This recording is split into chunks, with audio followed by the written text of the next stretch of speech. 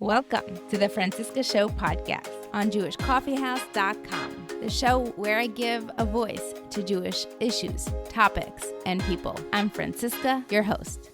Welcome back, Franstans. I have been forgetting and meaning to tell you every week this month that this is our 5th year anniversary of the Franciska Show podcast. It is such an honor to be doing this podcast and doing this work. For all the new audience members out there, if you're new to the show, I started out interviewing Jewish women in the arts and entertainment industry. We've had a long journey since. We've pivoted into women in entrepreneurship and business.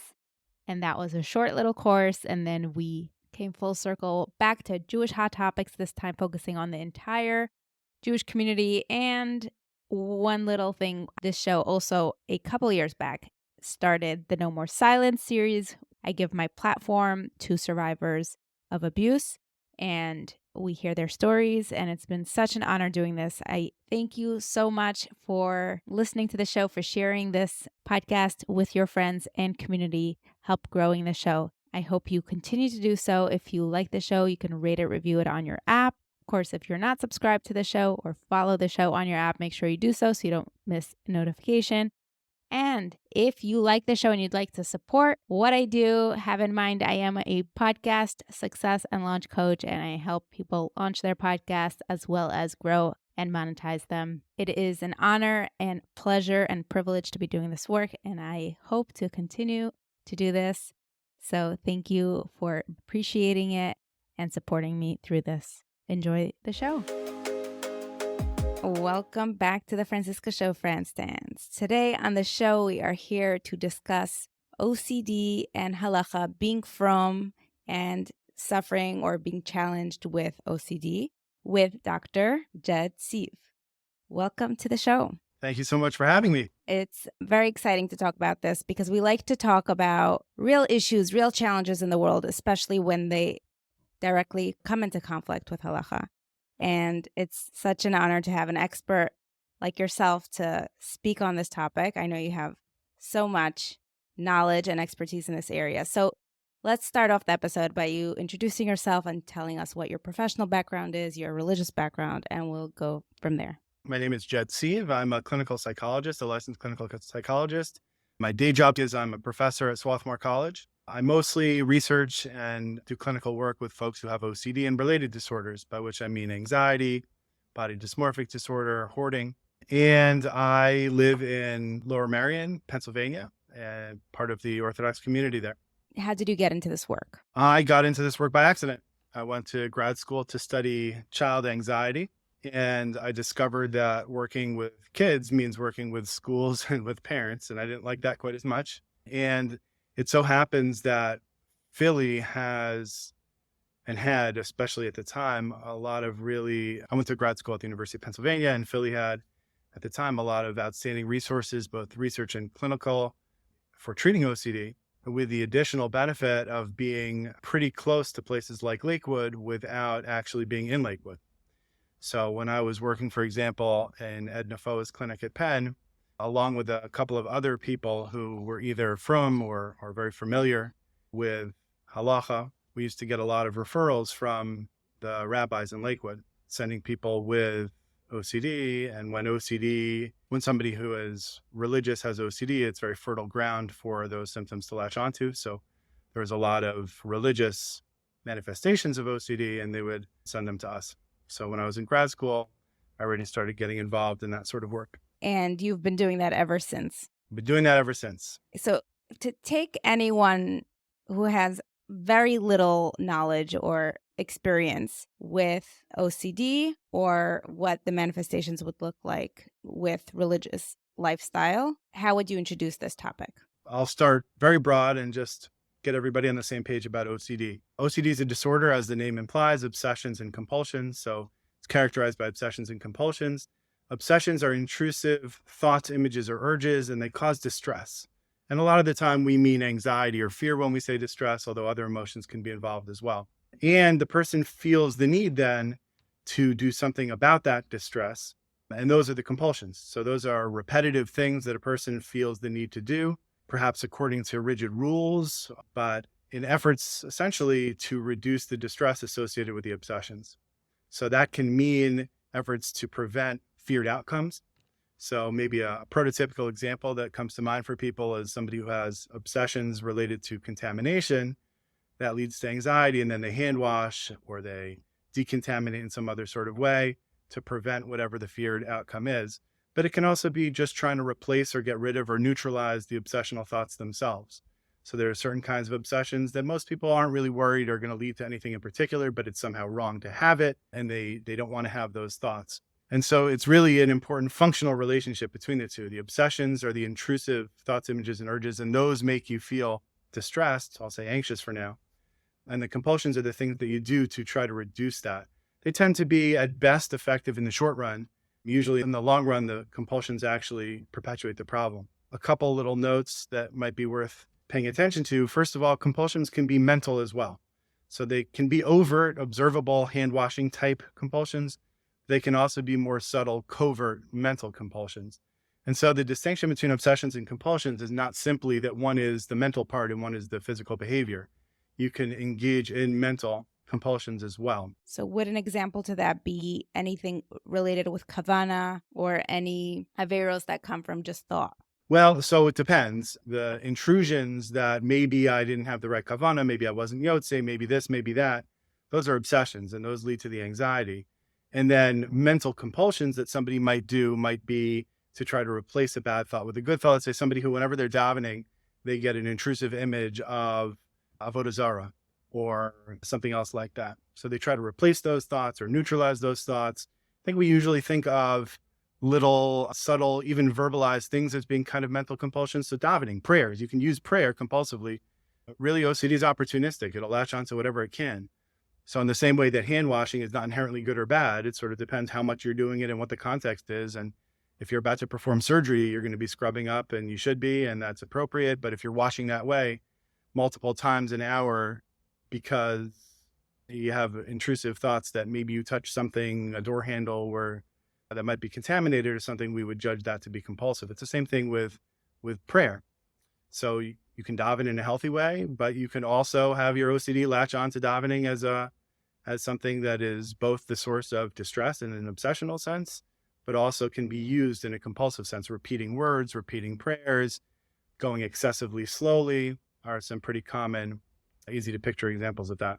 So here's the obvious question. How do you pick up on what's a healthy level of observance and being maybe flipped out or very spiritual or very into mitzvos versus when it starts borderlining on unhealthy behaviors and thoughts?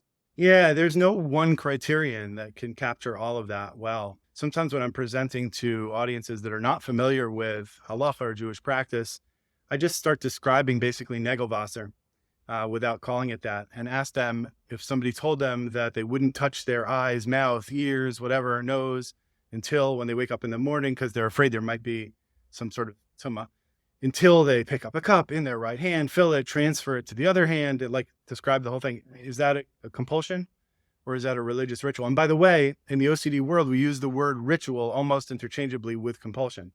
So that even just sort of highlights the problem. You talk about religious rituals, we talk about compulsive rituals. In fact, I'll probably slip into calling compulsions rituals in this conversation. So how would you know? And the answer is it could be either, of course. And so the description of the behavior is not enough to know. So how can you figure it out? Well, one way to do it is, or one consideration is to benchmark against other people. So what are other people doing? And if you are exceeding that in some sort of dramatic way, that's one indication. It's not enough. There are a lot of things that individual, might have extra meaning to you or less meaning to you. And certainly we tell stories of Gedolim who were exceeding community norms by a lot, but don't necessarily think about it as problematic. But it's a good indication to start. It's at least a red flag. And we would pay attention as well to what motivates the behavior. So you wouldn't say that somebody who washes their hands 40 times in 1 hour is very clean. You'd probably say that they're engaging compulsions with anxiety. And so what motivates the behavior is pretty different when it's coming from fear, anxiety, stress, tension versus something else, fulfillment, something else like that. And functional impairment is huge. So most people, most other from people are able to live the life that they want to live consistent with their values, whether that means in Pesach preparations, even though they're not all exciting and fun to do or whatever else, davening, they're able to do that without so much impairment. And so the functional impairment is pretty extreme. There's actually a pretty great quote by Grunwald, who compiled a lot of letters and other information from the Stipler. And he lays out some of these criteria pretty nicely, actually. He doesn't refer to it as OCD, but it's interesting to see how he focuses on the motivation for the behavior as a sign of a problem. He says, if a person with these obsessional concerns goes and asks the opinion of a posek, the reply will not calm him, since he will continue to have many doubts that the authority did not hear him properly, did not understand his question sufficiently, or even if he did hear, did not understand this specific picture in its details, since he himself had not explained it adequately, etc. And there's no end to these doubts. And therefore, in order to avoid the fear of doubt, he's machmir with himself and repeats the act again. And so it continues, God forbid, every time, getting harder and more distressing. Ordinarily, a person may occasionally find himself in a situation where it's difficult to carry out a commandment, so he cannot perform it with the usual appropriate pleasure, for this is the nature of man. He sees this as a challenge, and on the next occasion will carry it out with pleasure, since he usually performs commandments with enthusiasm and pleasure. However, and this is the key, the person who, whenever he performs the will of the Creator, finds his soul and his energies contorted by feelings of discomfort, fear, tension, and misery over the carrying out of the commandment. And on the contrary, this is his usual state, and to carry out commandments out of joy is the exception. This then is clear proof this was not God's intention. You can think about things, Rachel, Noam, that sort of stuff. It's fascinating to see that it's not necessarily saying that the behavior itself can't be right or that he's doing something behaviorally wrong, but if his experience of being from is driven by discomfort, fear, tension, misery, he's doing something wrong. So that's part of that motivation, part of what I was saying. So what screams at me when you said, measure yourself against other people? The problem is if you're flipping out in yeshiva or in seminary or wherever you are in life, and to be more respectful to the people who are going through their religious growth, the people around them are just not caring enough about halacha, or they're not as serious as they should be.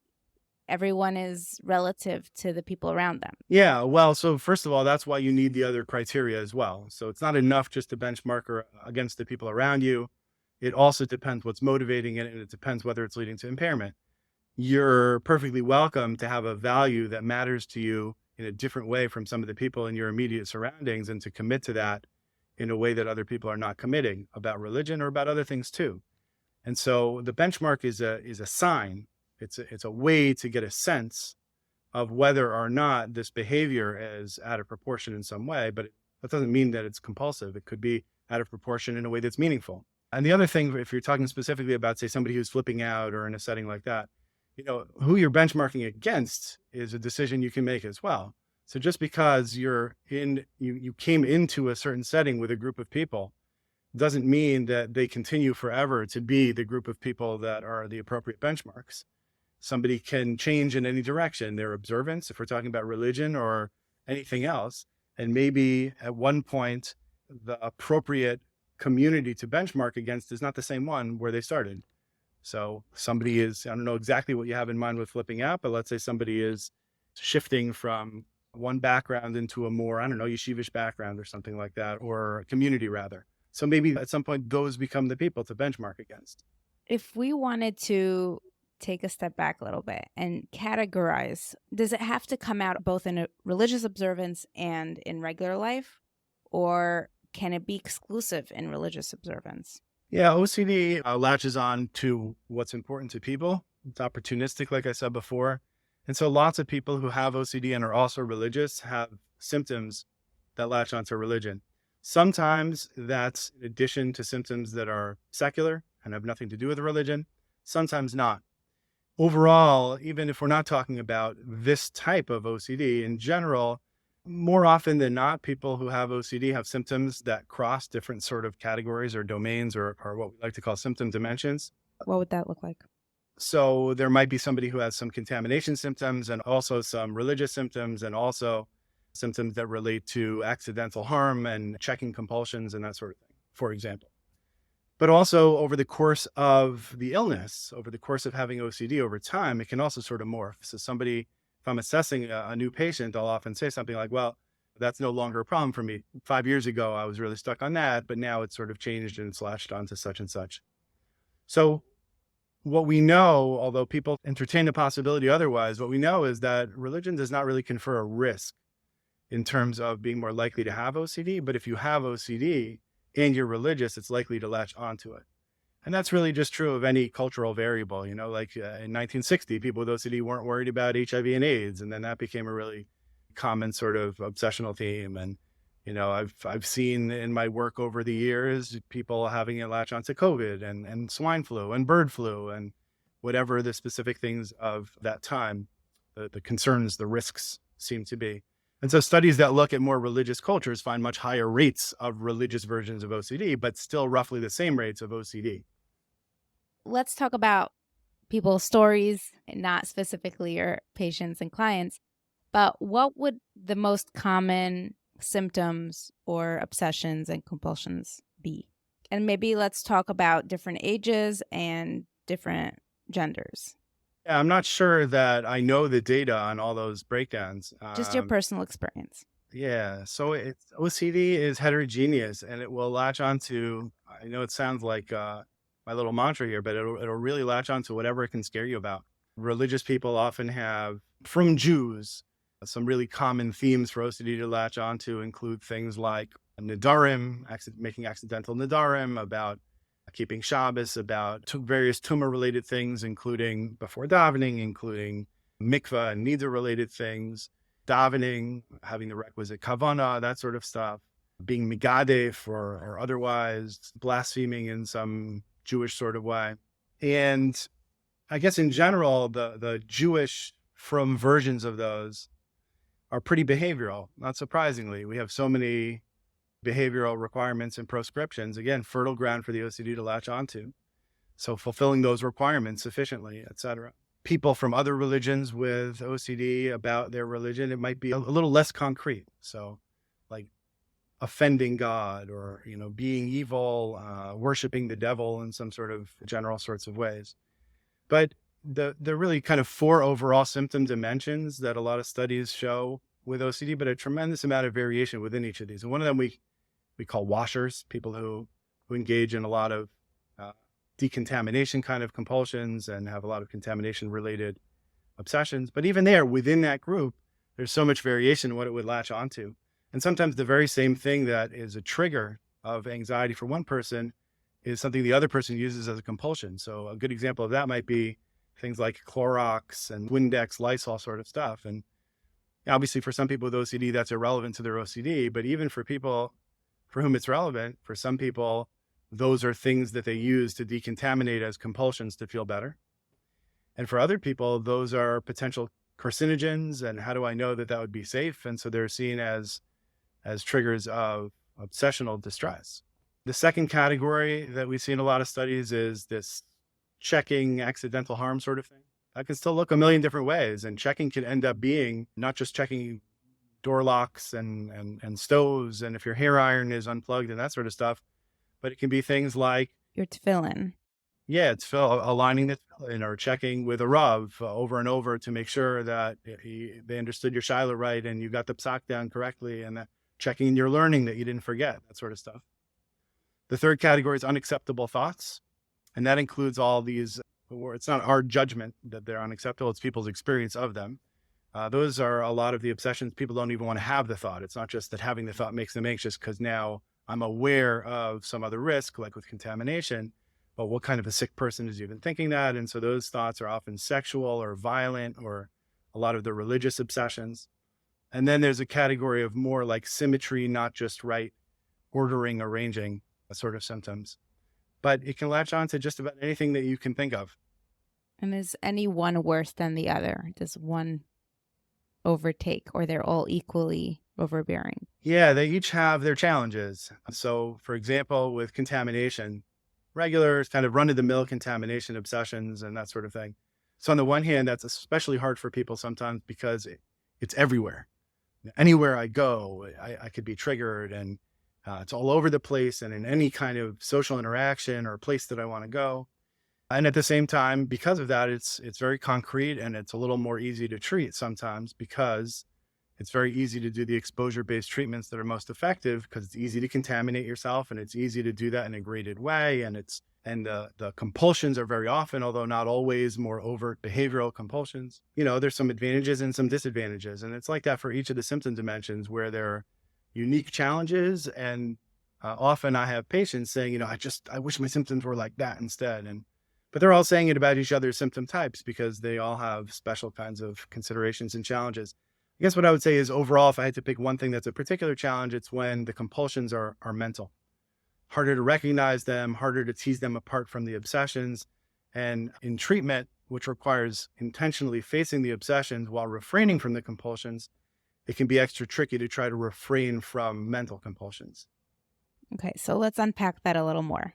What happens and what's the process like when someone comes in for treatment? At that point, they already had to do some sort of self-awareness check-in because you don't just wake up one day and say, hey, I'm OCD. Or is that how that happens? Yeah, well, I mean, it can range, but you're right. I would say most people who are coming to a specialist for treatment already have a sense that they might be struggling with that thing.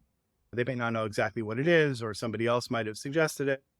A little different sometimes with kids. I don't really work much with kids, but sometimes, parents can schlep a kid in. That doesn't happen as much with adults. Sometimes can happen. There's relational fallout from their OCD, and their significant other is saying to them, I can't take this anymore. Either you're going to go for that, get this taken care of, or else I can't do it. That kind of stuff. So people are coming in with various degrees of insight. Some people have had treatment for OCD. Sometimes it's been lousy treatment. Sometimes it's been good treatment. Some people don't quite know what's going on, and you can recognize that it's OCD, but it's always going to start with some version of an assessment. Even if somebody is coming in where they already think that they have a handle on what's going on, I mean, they may well, but I'm still going to do a fairly careful assessment. Usually for me, that'll take a couple sessions. Assessment overall, getting to know the person, and then really figuring out what's going on in terms of these symptoms. Is there a source from where it starts, or is it just something genetic people are born with? Is it nurture or nature? That's my question. So in the sense that most people mean when they say, is it genetic? No, there's no gene for OCD. Is it something they're born with? Also depends what you mean by something they're born with. There no doubt there are inherited vulnerabilities that, given the right circumstances, can manifest as what we call OCD. But OCD is a description of a syndrome, like everything psychiatric and psychological. And to quote a former mentor of mine who put it nicely, people like to talk about carving nature at its joints. I don't know if you're familiar with that expression, but trying to find sort of the natural breaking points and clusters of things in the world. And he said, people like to talk about carving nature at its joints, but what if we're not dealing with turkey? What if we're dealing with meatloaf? And so it's kind of like that. There isn't a clean line between anything with OCD or any of these other related sorts of difficulties and somebody not having it. This is not like, you're positive or you're negative with a pregnancy test, with an HIV test, with a COVID test or something like that. Everybody has intrusive thoughts. Everybody has weird intrusive thoughts even. They've done studies where they have people monitor their intrusive thoughts, and not only does basically everybody have them, but they thought, well, maybe the intrusive thoughts people with OCD are having are like weirder. And so they had people with and without OCD record their intrusive thoughts, and they had other people sort of blind to the source of the thoughts, try to categorize the thoughts as this is probably a thought from somebody with OCD. This is probably a thought from somebody without OCD, and they couldn't do it better than chance. So everybody has weird intrusive thoughts sometimes. Everybody experiences anxiety sometimes. If not, you might be a psychopath, which is its own separate, probably worse problem. So the idea that like OCD is a thing and it's categorically different from experiences that other people have, and like you just have some gene for it, definitely not the case. Probably a lot of inputs into what makes the vulnerabilities manifest in this way, maybe versus another way, or manifest at all. But also a more direct answer to your question with genetics is if you look at identical twins, if one has OCD and the identical twins by definition share all of their DNA with each other, the chances are considerably less than 50% that the other one will have OCD also. So that at least speaks to, I don't remember off the top of my head the actual numbers, but that speaks to the degree to which it's not just there's a gene for OCD. So back to the treatment process. Okay. So we have the assessment down. I think that's where we left off. Yeah. Okay. So I think, at the end of any assessment, I'm going to give somebody feedback about how I see what's going on and what that would mean in terms of treatment and whether I thought I was the right person to be able to help them with it. And I'm going to give them a chance to ask those same kind of questions and make sure that it resonates with them and that they think also that working with me and in the way I'm suggesting would be the right way to go about doing it for them. And then we sort of make a treatment plan and do what we like to call psychoeducation, sort of reviewing the basic principles of treatment. With OCD, and honestly, from a cognitive behavioral perspective more broadly, we don't care that much, except if there's a particular reason to care that's helpful for the patient's own narrative. We don't care too much about why it originally started. Because for the most part, and there's some exceptions with this, I mean, obviously, in some senses, if somebody has PTSD, the trauma itself is kind of when it started, and it's going to be a huge focus of the treatment. With something like OCD, we can't know.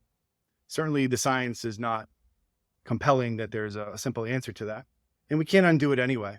But what we're going to care a lot about are the maintenance factors, the things that you're doing, not doing, that are happening that continue to maintain this problem and fuel the fire, especially in the long run. And especially because with OCD and anxiety as well, a lot of the short-term ways that people end up trying to manage or cope with the anxiety actually perpetuate the problem in the long run. So there's a real long-term, short-term trade-off there. When I talk about like psychoeducation, it's going to be very much focused on what usually maintains OCD, and in your particular case, what the specifics are that map onto that. Because we're going to literally in treatment attack those maintenance factors. And so, for example, with OCD, obsessions lead to distress, anxiety, like I said before, and people have practiced for a long time feeling like when I have this trigger or this obsession, I'm going to get very anxious, and it's going to last until I engage in my avoidance, my reassurance seeking, my compulsions, which are the things that people are doing to try to reduce the distress. So they learn the association between the compulsions and the reduction of distress. That is poison, though. That perpetuates the problem. The obsessions are not the problem, actually. The compulsions are the problem. And so we're going to do treatment in a way that's going to target those two things so that people can basically train themselves, even if they know intellectually, that distress, anxiety from the obsessions are not in and of themselves harmful. They'll reduce on their own if you don't do anything about it. And that the compulsions are not necessary for anxiety reduction, for preventing whatever it is that you're trying to prevent. And so we're trying to sort of disentangle or decouple both of those associations that have been learned. And the way we do that is really with the name of the first line treatment is called exposure and response prevention. Some people call it exposure and ritual prevention. And it's a more tailored, focused for OCD way of doing exposure therapy, but conceptually, it's not so much different from more straightforward things like how you'd get over a fear of dogs if you had one. So if I told you that, I'm terrified of dogs and I know you like dogs, you have a dog, like it's getting in the way of my life enough that I'm willing to actually try to work on this. What would you suggest? How can I get over my fear of dogs? Well, it says it in the name, exposure, education in safe environments, and maximizing that slowly. Yeah. So nobody ever gets over a fear of anything by just talking about it. You need to do something to actually face that fear, whether that's a very concrete fear, a dog, a snake, a spider, whatever, whether it's something that's a little internal body sensations, like in the case of panic disorder, where people their anxiety is often triggered by body sensations, something with their heart rate or with their breath or feeling dizzy, that sort of, whatever it is, just talking about it is usually not enough.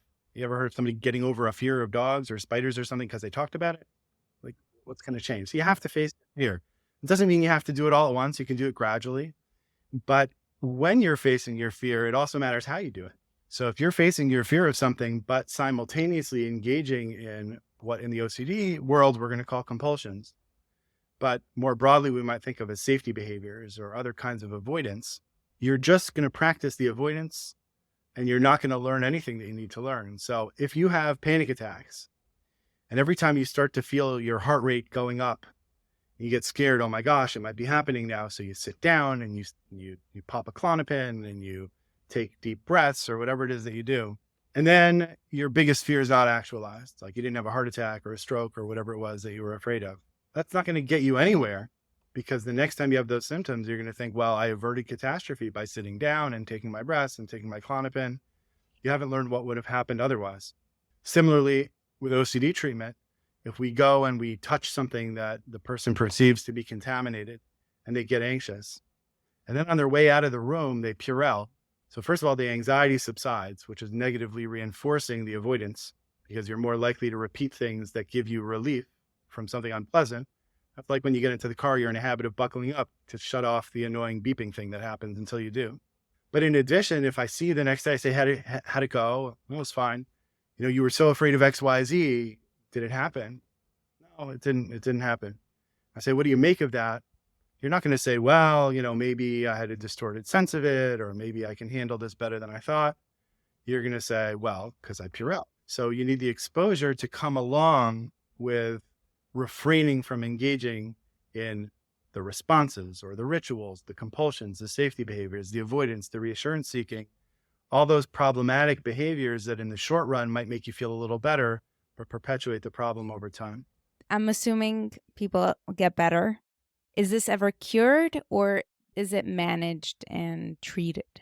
Yeah, so it's tough to answer that question because people mean different things by cured.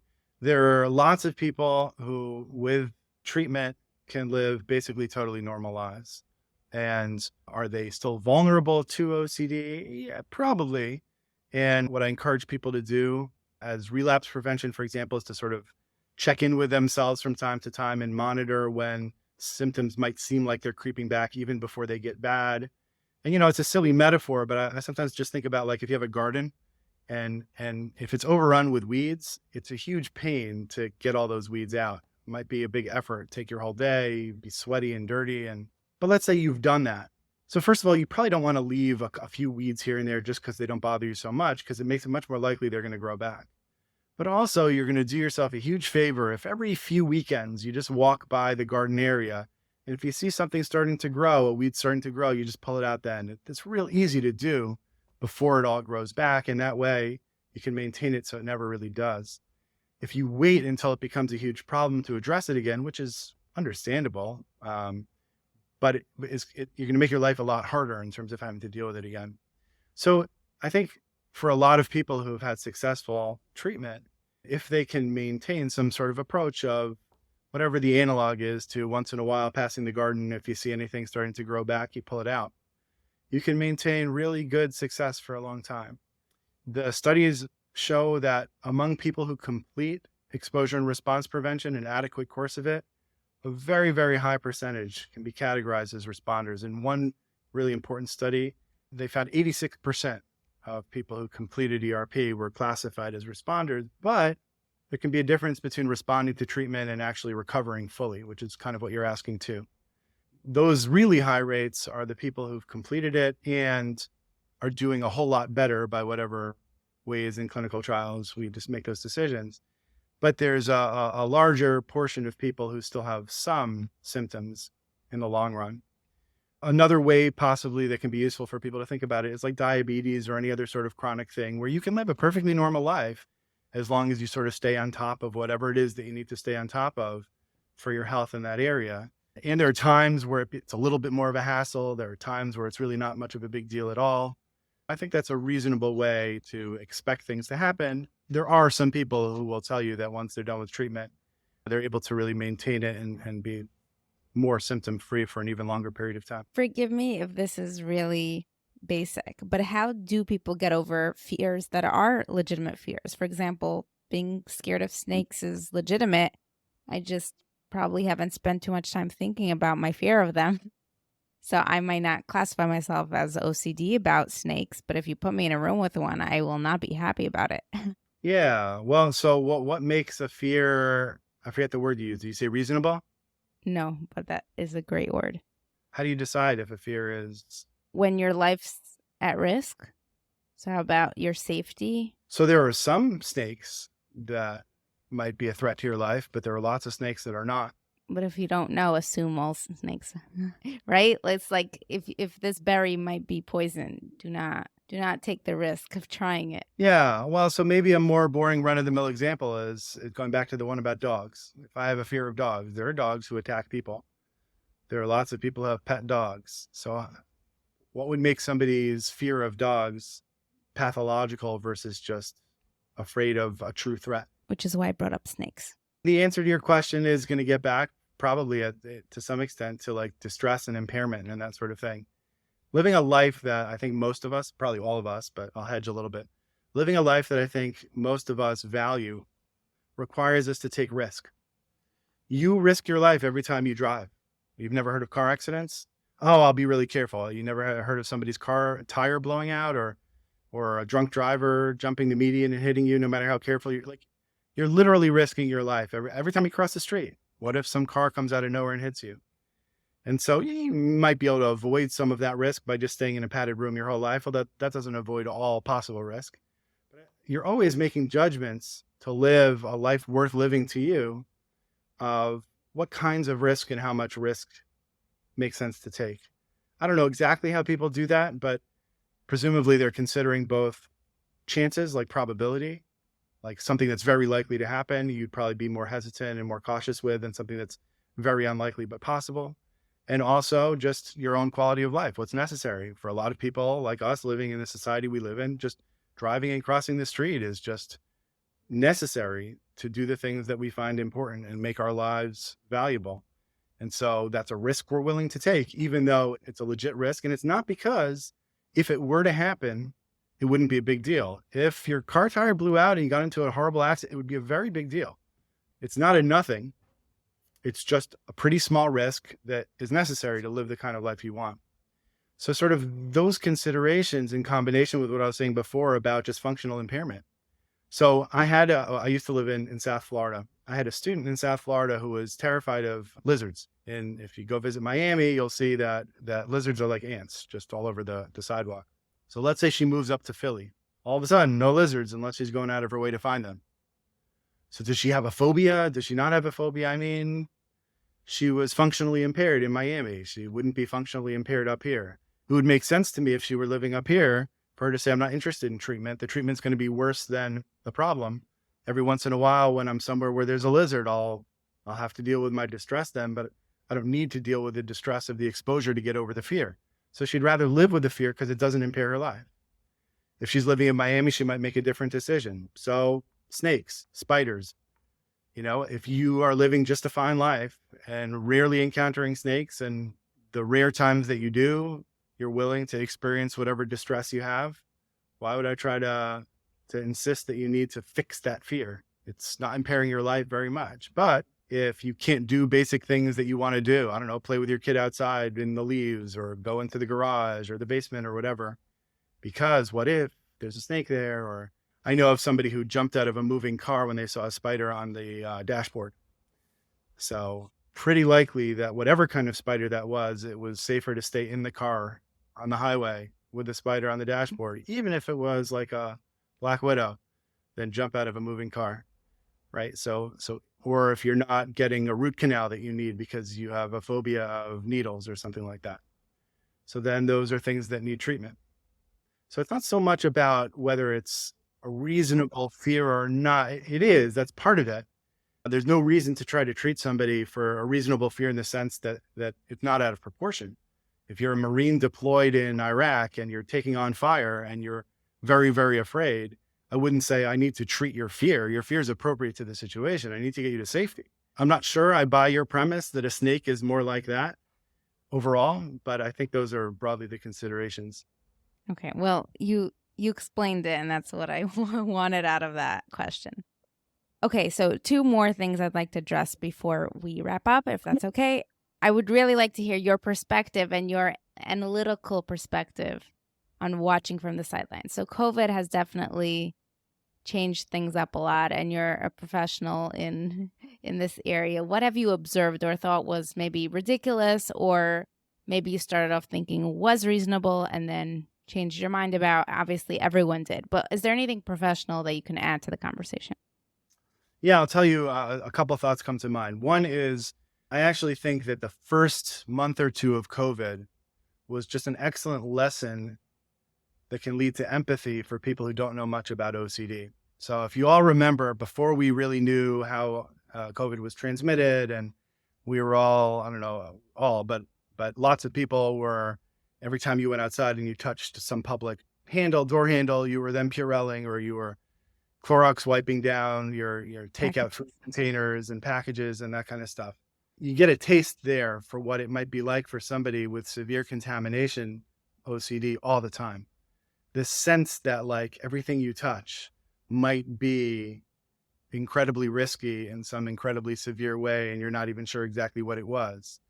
Once I've touched something with my right hand, so let's say to open that door, or the supermarket, whatever, then sort of walking around holding that hand off to the side and not letting it touch your phone where your mouth is going to be, or whatever else, until you've Purelled it, etc. Those kinds of things might be a way for people to relate a little bit more to the inner world of somebody who's struggling with those sorts of things outside the context of something like COVID.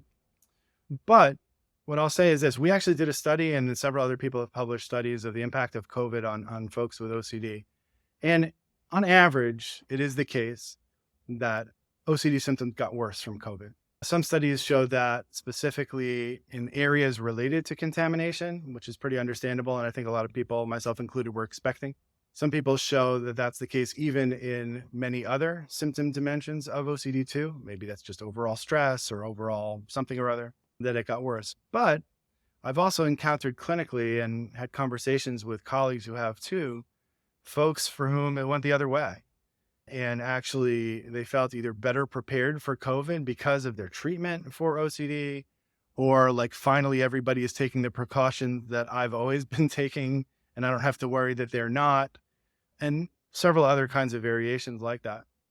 So again, that can differ person to person. There were folks with OCD for whom COVID was not a particular challenge, surprisingly, but on average, it was something that made almost all kinds of obsessions harder for people, and probably especially the contamination ones.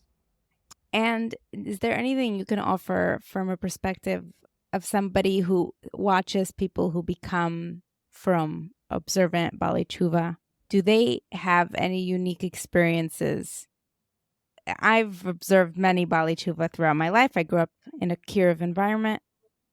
Very often you have the from birth people observing things with a little bit less care and accuracy. Sometimes, obviously, not everyone about everything, but Bali Tshuva are a bit more precise, perhaps, or careful. What would you comment on that? I don't know. I don't know a lot about the process of becoming a Bal Tshuva. I've read a little bit of research that's tangentially related to what you're asking, but it's so different person to person. The reasons that people are drawn to Judaism are different, or if they're already very Jewish, the reasons people are drawn to halachic observance differ so much. There are definitely people for whom the warmth, the community, the Shabbos tables is very appealing, and sometimes maybe people who are from backgrounds where that wasn't something that they had a lot of, and there are people who are coming from totally different places. So it's really hard to say. There is research overall on religion and psychology that I don't know super well, but usually it finds that religious observance is associated with less anxiety, less stress, less depression, and that sort of thing. Just on average, is lower rates of suicide, that kind of stuff. And it's, I think it's intuitively plausible why that's the case. If you believe that there's a God who cares about you and everything, like, you can maybe cast some of your stress off and that kind of thing. But it's also the case that when people have religious struggles and religious conflict, maybe in their relationship with Hashem for whatever reason, or their belief system or something like that, that religiosity can be associated with more of those mental health challenges for people like that. There's a saying that people sometimes invoke for that: religion comforts the afflicted and afflicts the comforted. I'm not sure that's exactly the same thing, but religious conflict can be like this. And what I do observe with OCD when it latches onto religion is that sort of thing can happen. In my own data, people with scrupulosity, this type of OCD focused on religion or moral things, report higher levels of anxiety, stress, depressive symptoms, several personality disorder traits than people with other kinds of OCD, not just people without OCD. So it's a threat to self in some ways, right? Like contamination, if I obsess that I might be contaminated and that might harm me or harm someone else, that might be an awful thing. I might be very scared, very anxious about it, but it's not about who I am. But if I have obsessional religious doubts, if every time I daven Shmona Esrei, I'm picturing crosses and Jesus and whatever, if I'm having like that unacceptable thought category I referred to before, people experience as a threat to who they are, which is sort of a different sort of distress than just a threat about what might happen. And it's also the case then that for people with scrupulosity, religion can simultaneously, or God really, can simultaneously feel like a source of comfort and a source of distress, right? It's the thing that makes me, like that quote I was reading before from Grinwald, like that the stress, tension, misery of the experience of halacha or of davening or of preparation for a yontif. Yomim Noram, not surprisingly, is super hard for a lot of the folks I work with. They feel like life and death for them and everybody they care about is on the line and they can't get it right. And so those things that for other people might be very meaningful and comforting or help them develop a relationship with Hashem end up feeling like they have an emotional, at least, response that's kind of the opposite. It reminds me, I'm not making a data-driven claim here, but it just reminds me of attachment styles we talk about even with kids. Talk about secure attachment and insecure attachment. And there's a group of people who have a certain kind of attachment style that's often associated with parental neglect or abuse, where it's disorganized. It's like they want to run to mom when she comes back into the room when they're in a situation where they were scared, but it's almost like a love-hate, push-pull. I want to be with her and I don't. And that's because mom is simultaneously functioning as a source of comfort, but also a source of fear in that kid's life. And so when OCD latches onto religion can sort of feel like that for people while they're in the moment. And so one of the goals of treatment is actually to help people disentangle the religion from the OCD and violate the OCD so they can cut it out, so they can live the life that they value and that's meaningful to them overall without sort of worshiping OCD masquerading as religion. Does it bother you when people use the term OCD lightly or they're using it as exaggeration? It bothers a lot of people a lot. So the International OCD Foundation that I'm very involved with, every year they have sort of an awareness, a week, OCD awareness, and they really push back during that week on things like, oh, I'm so OCD, and little cute memes that are like about having pencils misaligned or something. I think people feel like it really trivializes the experience and it's very invalidating and that sort of thing in a way that I'm sure people in the eating disorders community feel when people talk about anorexia, like it means that you're skinny and watching your weight, and schizophrenia when what you mean is you changed your mind and that sort of thing. You asked me if it really bothers me. I think like people aren't coming from a bad place.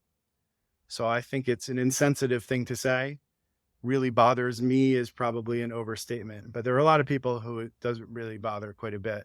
And so I try to avoid talking in that way and would encourage others to also. Well, thank you so much for this conversation, for coming on to the show.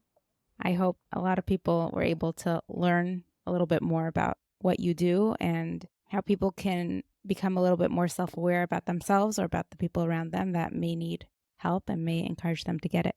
Thank you so much for having me. Thank you for listening until the end. If you feel like we did not go into enough depth for you in this podcast, please respond with your questions and we'll try to do a follow-up episode if this is of interest to you. Do you remember we had CP Handler on who talked about her work in juvie? Well, guess what? We are doing a follow-up episode with some of her clients. So stay tuned for that. We're also working on the third part of our Aliyah series. Unfortunately, I was not able to get the guest on who gave me a half promise he would be coming on. We lost that opportunity, but we do have a great guest with a great episode coming out to complete that series, and we have some other great episodes planned for you, so stick around. Thank you for being a supporter of the show. If you enjoyed this episode, make sure to check out the backlog of this podcast and check out the podcasts on Jewish Coffee House Network. Intimate Judaism, Chochmat Nashim, Orthodox Conundrum and Let My People Eat. I hope to see you in the WhatsApp group and tune in next time. Have a great week.